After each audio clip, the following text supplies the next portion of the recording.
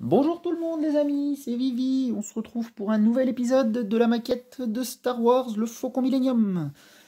Alors, on est parti dans le numéro 21, donc cette fois-ci, et donc on va présenter les nouvelles pièces reçues et le fascicule.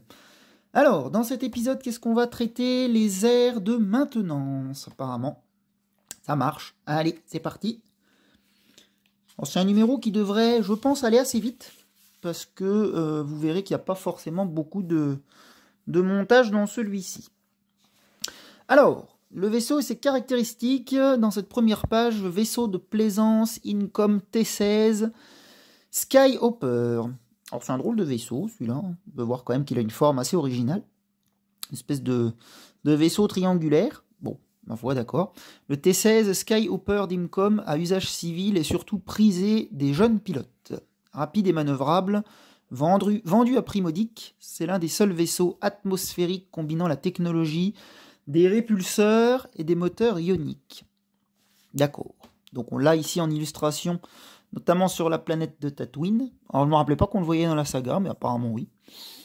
Ok. On a ici des spécifications techniques sur ce fameux vaisseau. Alors, prix 14 500 crédits, 9, 6 000 crédits d'occasion. Ok. Hauteur 12 mètres et 10,4 mètres de longueur. D'accord. Altitude maximum 300 mètres, vitesse maximum 1200 km/h. Et il a réacteur ionique E16 x 2, non, E16X, pardon, 2 générateurs de champ de répulsion DCJ-45. Ok. Et équipage, on peut en emmener qu'une personne, et un passager ici. On pourrait quand même monter à 2 à l'intérieur. Capacité de chargement 50 kg. Bah, effectivement, c'est vraiment peu. Ok, ça marche. Donc, drôle de vaisseau. Alors, on le retrouve ici en page de gauche avec une belle illustration de Luke Skywalker. Donc, qu'est-ce qu'il nous raconte sur la page de gauche? La chasse au rat. Ah oui, d'accord. Donc ça, à mon avis, ça devait être un de ses potes à l'époque.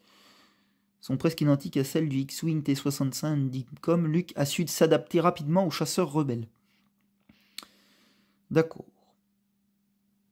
Biggs Darklighter à gauche et Luke étaient unis pour une rivalité amicale sur Tatooine et se sont retrouvés avant la bataille de Yavin. D'accord. C'est vu pour ça. Alors ici, qu'est-ce qu'on a?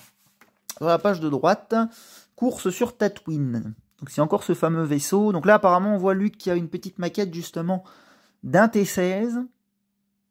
Luke se résignait à s'entraîner aux manœuvres avec une maquette. Ouais, c'est ça. Ça marche. Et on le retrouve ici en illustration également. D'accord. Allez, on tourne la page. Et on arrive donc à Secret de vol. Hop, fascicule n'est pas tout à fait dans le cadre. Les aires de maintenance. Donc, les aires de maintenance, comment que ça marche? Bah, c'est tout simplement pour faire de la maintenance, je pense.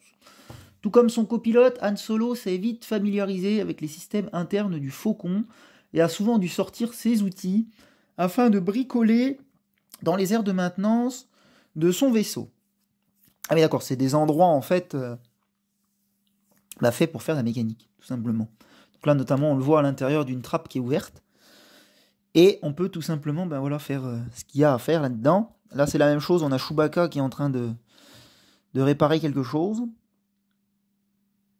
Ouais, c'est accessible par des trappes de plancher. Ça marche.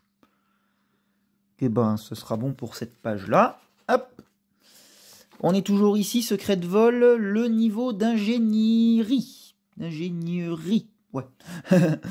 Donc là, on a un schéma du Faucon, donc qui nous parle un petit peu justement de ces aires de maintenance et de comment c'est placé. Donc nous, on va certainement retrouver des choses, je pense, j'ai pas été jusque-là après, dans notre Faucon, en tout cas je l'espère. Donc là, apparemment, on aurait une zone de circuit au milieu. On a les trappes, voilà, elles sont marquées. Des tunnels d'entretien ici. D'accord. Donc c'est vraiment un plan détaillé, c'est cool. Je vous invite à faire pause si vous voulez vraiment regarder peut-être un peu de plus près. Profitez-en. C'est fait pour ça. Et ici, nous avons l'outillage. Le Faucon Millenium n'a jamais décollé sans son jeu d'outils essentiels. Han Solo s'en est toujours assuré.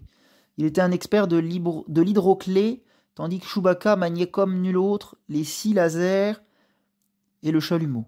Ah oui, d'accord. Ces outils cruciaux permettaient des réparations en plein vol. Donc c'est ces outils-là, justement, donc il nous explique. Pareil, je vous invite à faire pause si vous voulez vraiment voir en détail ce qui est marqué. C'est peut-être pas très lisible après à l'écran.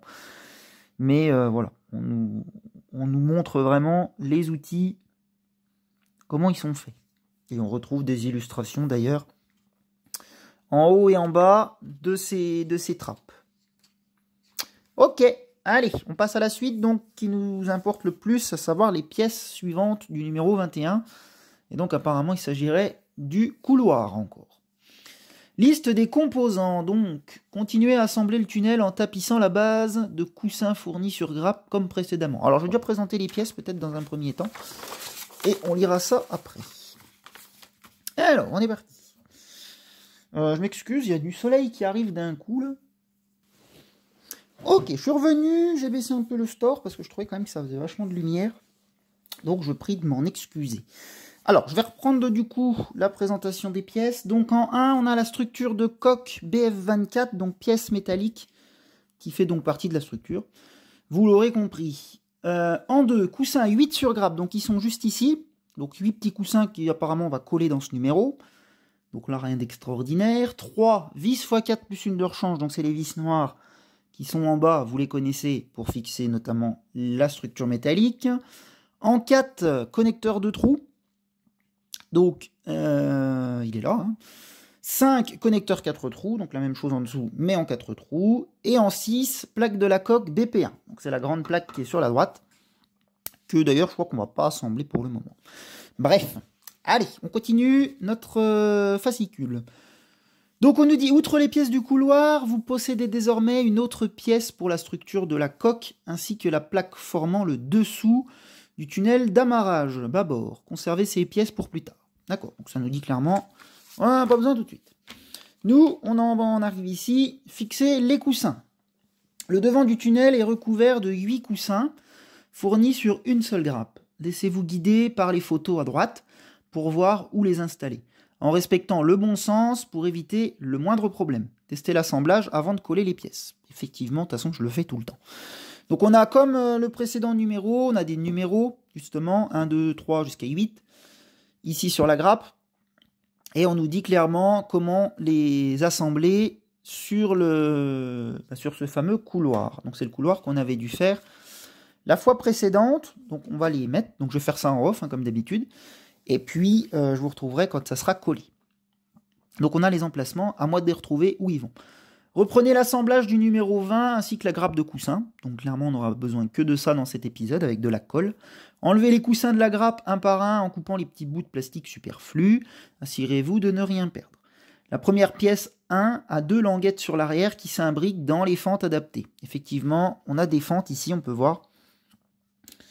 Donc du coup, il y a juste à retrouver où elles vont. Et voilà. Collez-la avec quelques gouttes de super glue, ajoutez la deuxième coussin qui se fixe de la même façon, le troisième coussin, le quatrième, jusqu'à arriver à 8. Et ici, sur cette dernière page, c'est tout simplement le restant de l'étape. Et on devrait se retrouver donc avec un truc fait comme ceci. Alors on n'aura qu'un seul côté de fait dans ce numéro. Je pense qu'on reçoit les autres coussins, à mon avis, dans le numéro 22. Il y a de fortes chances. Je ne l'ai pas trié, moi, encore pour le moment, mais il faut que je le fasse. Je vais m'en rendre compte à ce moment-là. Allez, je vous retrouve du coup quand c'est collé, quand c'est propre. Et puis voilà, je vous montre ce que ça donne. Allez, à tout de suite. Voilà, je vous retrouve après le collage des coussins. Donc voilà ce que ça donne. Donc j'ai pas remis les arches et les 2 trucs, je vais les mettre après. Donc là, c'est en train de sécher, c'est même déjà sec. J'ai attendu un petit peu. Quand même, malgré que ça sèche très vite, hein, c'est de la super glue qui sèche hyper vite. Donc ça va pas mal, donc voici ce que ça peut donner. Donc je suis assez satisfait du résultat. Ça c'est pas mal réadapté. Donc impeccable. Du coup, on a un côté de fait et pas l'autre. Donc je pense qu'on fera, je vous dis, le prochain dans le numéro 22, il y a de fortes chances. On va remettre juste ça, histoire que vous voyez un petit peu ce que ça donne une fois ça remis. Mais voilà, il n'y a rien d'extraordinaire. Hein. Pour le moment, du moins. Voilà. La troisième arche. Vraiment manier les trucs avec précaution. Et puis ça va là.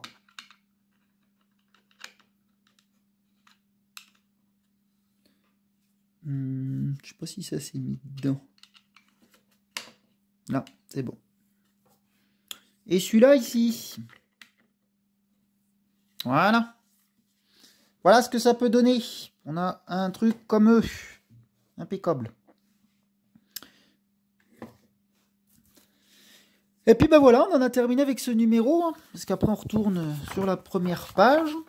Donc ici on a une détail en coupe. Enfin un détail en coupe. Qu'est-ce qu'il nous parle? Ouais, de l'intérieur du tunnel de votre modèle ne représente qu'une partie du parcours jusqu'au cockpit.